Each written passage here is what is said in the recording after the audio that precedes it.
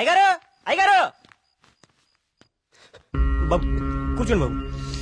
అయ్యగారు అయ్యగారు కూర్చోండి బాబు. బాబు అరే ఏమైంది బాబు?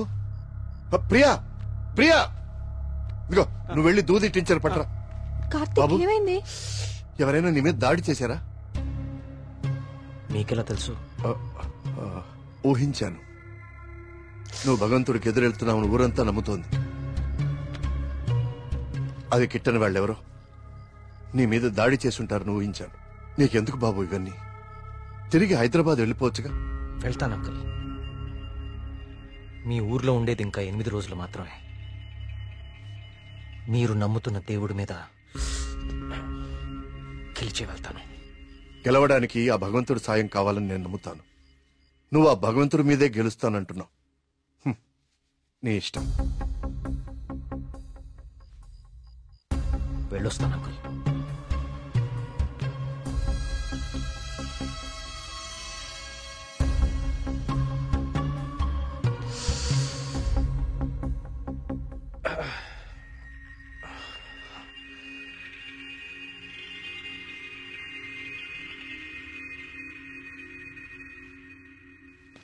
కార్తీక్ బాబు ఎక్కడికి?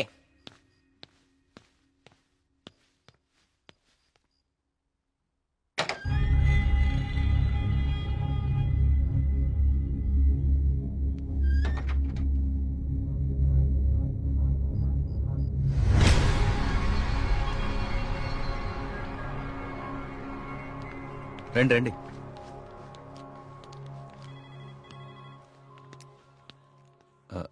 ఆ దెబ్బేంటి? చిన్న యాక్సిడెంట్. జాగ్రత్త కార్తీక్. చాలా ఆశ్చర్యంగా ఉంది ఇన్స్పెక్టర్. చనిపోయే వాళ్ళకి ఆత్మహత్య చేసుకునే అంత సమస్యలే లేవు. చాలా సంతోషంగా ఉండే ఫ్యామిలీస్ వాళ్ళవి. పైగా చదువు రాని వాళ్ళు కూడా గాంధార్ లిపిలో దేవుడు నన్ను పిలుస్తున్నాడు నేను వెళ్ళాలి అని రాయటం ఏంటి? చనిపోయే ముందు నెమలి కనపడి మాయమైపోవటం ఏంటి? అసలు ఏమీ అర్థం కావట్లేదు.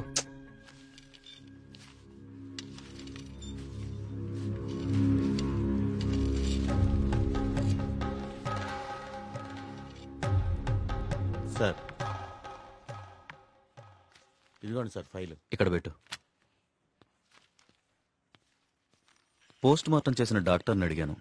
వాళ్ళు చనిపోయిన వాళ్ళకి ఎలాంటి హెల్త్ ప్రాబ్లమ్స్ లేవని చెప్పారు. అలానే బ్లడ్ టెస్ట్ రిపోర్ట్స్ కూడా నార్మల్గానే ఉన్నాయి.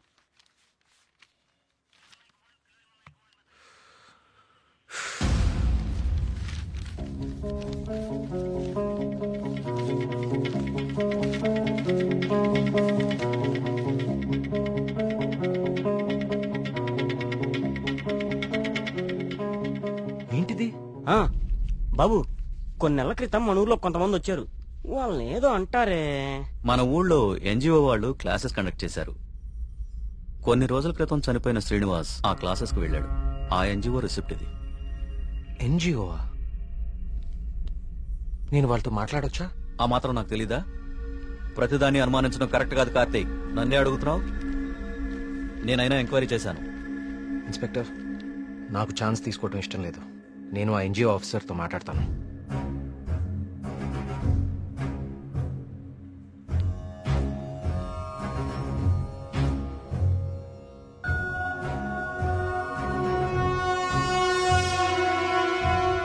ఓకే, సారీ అండి. మారీజుడొచ్చి రాముణ్ణి లక్ష్మణుణ్ణి దూరంగా తీసుకెళ్లిపోయాడు. వెంటనే రావణాసురుడొచ్చి సీతమ్మ వారిని ఎత్తికెళ్లిపోయాడు. కార్తీక్, కార్తీక్, ఏమైపోయావు కార్తీక్? కాల్ చేస్తున్నాను, నీకు కలవట్లేదు. రాలేదే, బ్యాటరీ అయిపోయినట్టుంది. ఏమైంది? ఎవరో ఒకతను మేఘన ఎలా చనిపోయిందో తనకు తెలుసని కాల్ చేశాడు. ఏంటి? అవును, ఎవరో సురేష్ అంట. అతను మహాదేవపురం నుంచి కాల్ చేస్తున్నా అని చెప్పాడు. నాకు డౌట్ వచ్చి నేను సిగ్నల్ ట్రేస్ చేశాను. చేస్తే అతను చెప్పింది నిజమే కార్తీక్. ఉందా నంబరు? ఇదే. Thanks inspector. మీరు ఇక్కడే ఉండండి, నేను ఆ ఊరికి వెళ్తాను. కానీ ఆ ఊరు దారి నాకు తెలుసు. ఇక్కడ నుంచి దాదాపు 250 కిలోమీటర్స్ ఆ ఊరు. Come on let's go. జాగ్రత్త కార్తీక్. అసలు ఈ సురేష్ అనేవాడెవడు? తనకి మేఘనా చావు గురించి ఎలా తెలుసు? నేను అదే ఆలోచిస్తున్నా కార్తీక్. ప్రియా, ఒకసారి నీ ఫోన్ ఇవ్వు. సురేష్.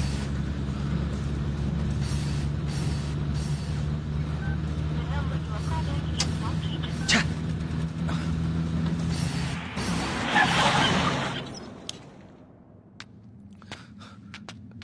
రా.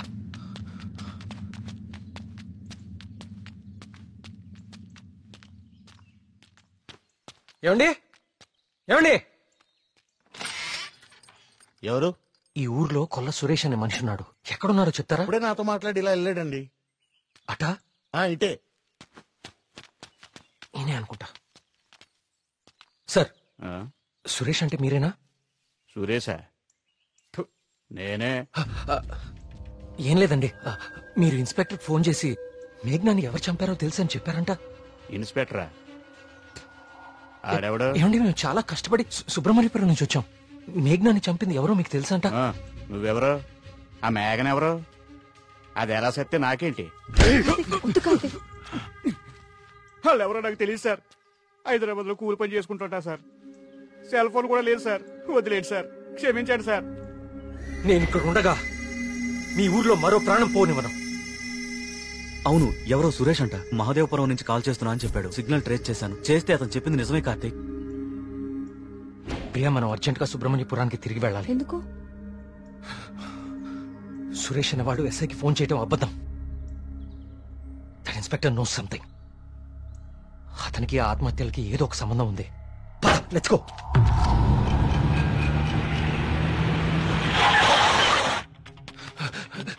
సార్, ఆ ఎస్ఐ ఎక్కడ ఉన్నాడు?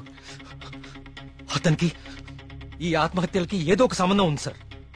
నన్ను మహాదేవపురం పంపించేసి ఇక్కడ ఇంకో చావు ప్లాన్ చేశాడు.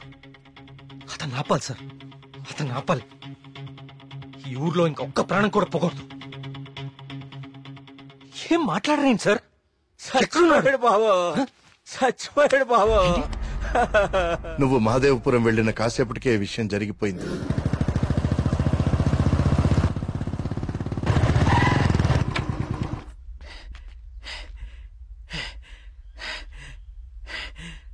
ఇన్స్పెక్టర్ గారు, టీ ఇదేమంటారా?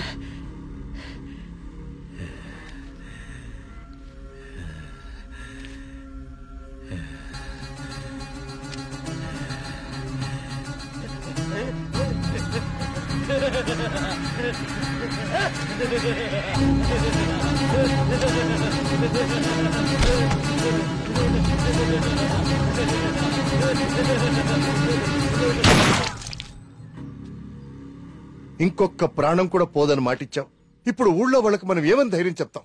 ఏ ఊరి చరిత్ర చూసినా ఏముంది? నా ఎండు చేపల కంపు, చిన్న చేపలు చచ్చి పెద్ద చేపలు బతికిన ఇదని చెప్పండి. అంతకంటే ఏం చెప్తారు? మీ వంశ చరిత్రలో ఈరగాథలు చెప్పుకోవడానికి ఈ ఊరు ఉండాలి, ఆ గుడి ఉండాలి, చిత్తం బాబు అనడానికి ఈ మడుసులు ఉండాలి.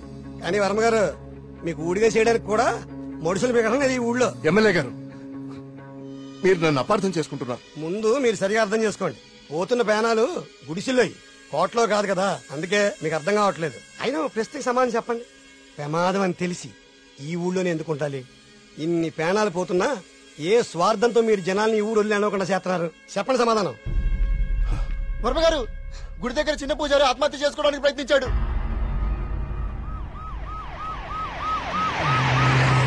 దేవుడికి ఇష్టం లేని అభిషేకం జరిగింది. ఊరంతా వలకాడ అయిపోతుంది. పదండి, ఈ ఊరు వదిలి వెళ్ళిపోదాం. అయ్యో వర్మ గారు, వెళ్తామండి. పదండ్రా. ఇక్కడ ఎందుకురా? పోతారికే న్యాయం జరగలేదు. పదండి పదండ్రా. ఇదంతా ఎవరు చేస్తున్నారో నాకు తెలుసు. ఏమంటున్నావు కార్తీక్? అవును సార్, తెలిసిపోయింది. ఏంటి? నేను 10 రోజులు గడువు అడిగాను. ఇంకా ఒక్క రోజు మిగిలింది.